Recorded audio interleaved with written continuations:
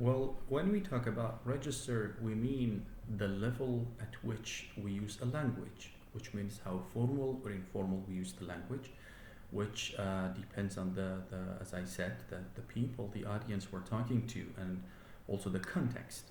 So one register can be personal. So what do we mean by personal? We mean the audience is a personal acquaintance to the writer. Like for example, when you're talking among your family members, when you're talking, for example, when you're having this conversation among your friends. So the level of language that you use is informal. I mean, it's personal. There might be some certain words that you use among your friends that you do not use elsewhere because these are specific words that you use, and probably these are the words or phrases that only your friends can understand. So this is what we mean by personal register. It can include family members, as I said, friends, or anyone who knows, let's say, you. The register is not used in academic writing. Of course, it's not used because we said we have to use formal language in writing. The writer has tendency to include slang or jargon.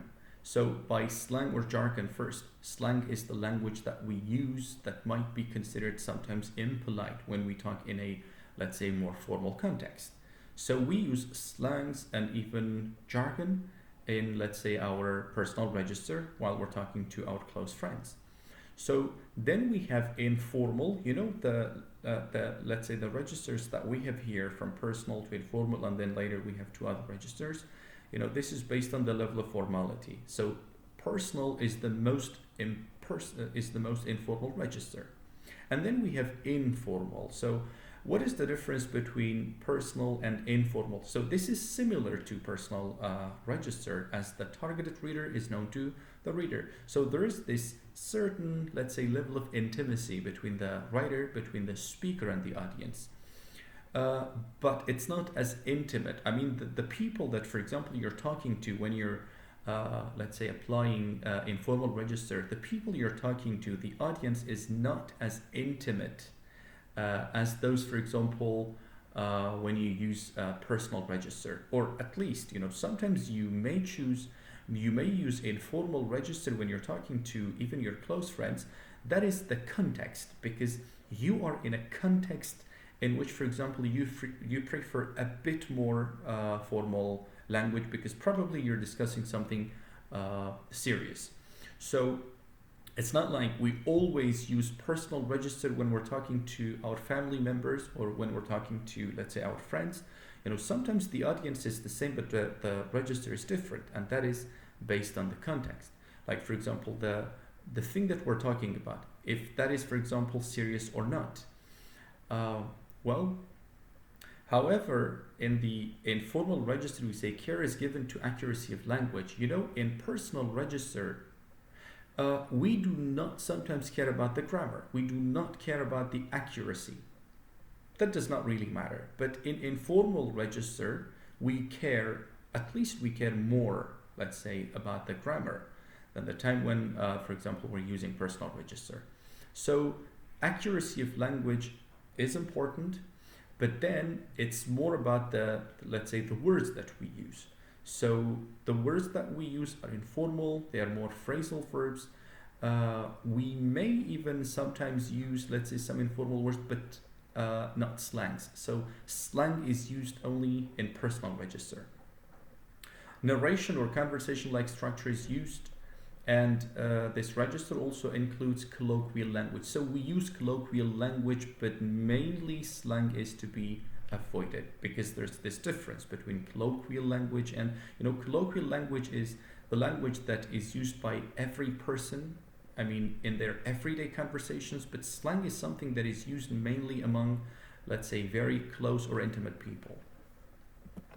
We have a ceremonial register, which is, of course, more formal than informal. Ceremonial language, as the name itself suggests, is used in some ceremonies. Like, for example, when you're having a speech, when you're having, for example, a lecture. Well, of course, again, the level of, let's say, formality or informality of language that you use in a ceremonial register depends on the, let's say, the audience. Sometimes you are allowed, for example, to use informal language. You see that sometimes when you watch some, let's say, speeches of some famous people, like for example, some famous actors or actresses, in some ceremonies, like for example, in the Oscar ceremony, you realize that although it's ceremonial, sometimes informal language is used.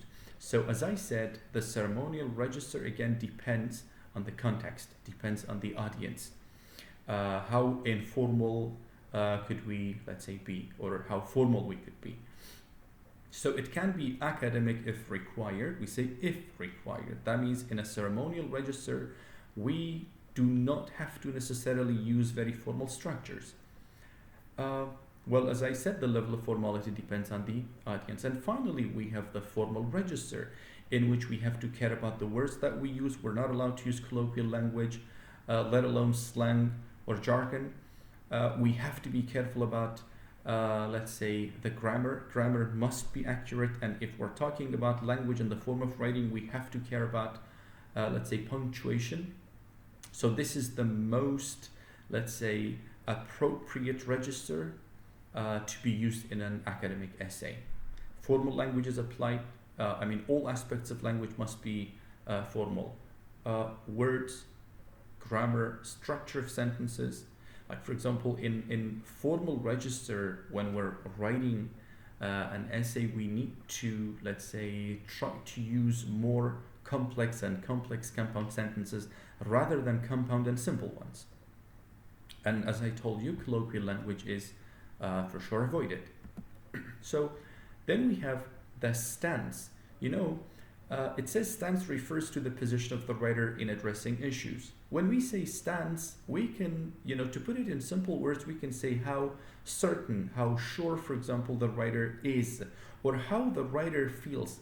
Sometimes, for example, we realize that the writer also agrees with the things that have been mentioned, and he strongly agrees with that. Sometimes we feel like there is doubt, and the writer is not sure about, for example, the thing that he has included in his own essay. Because we said that sometimes in some certain essays, the writer is not allowed to express his personal opinion, and all he, let's say, discusses in a certain essay is based on the findings, is based on, for example, some research, is based on, let's say, some supports, like, for example, quotations and other ideas that he gathers from different sources.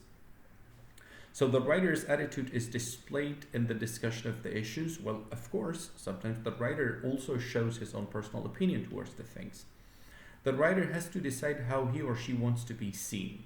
This is what we mean by the stance. In academic writing, elements of bias have to be avoided. Well, of course it has to be avoided.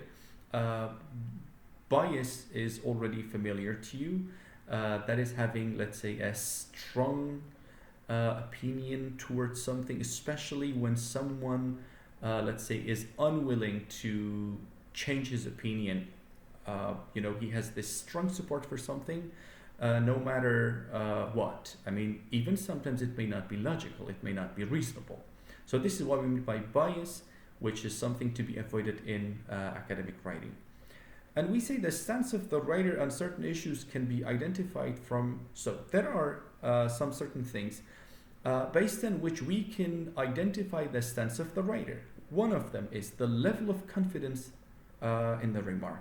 So as I told you, it's about how, for example, confident, how certain the writer is towards, let's say, the issue that is being discussed.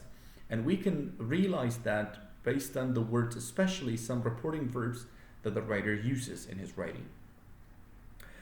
We can also understand the stance of the writer through the use of cohesive devices to indicate relationship, which means when, for example, the writer is indicating similarities, when he is indicating differences, or indicating results and consequences.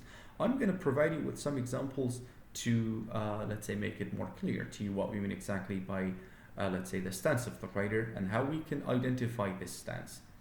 And as I told you, it can be through the use of reporting verbs.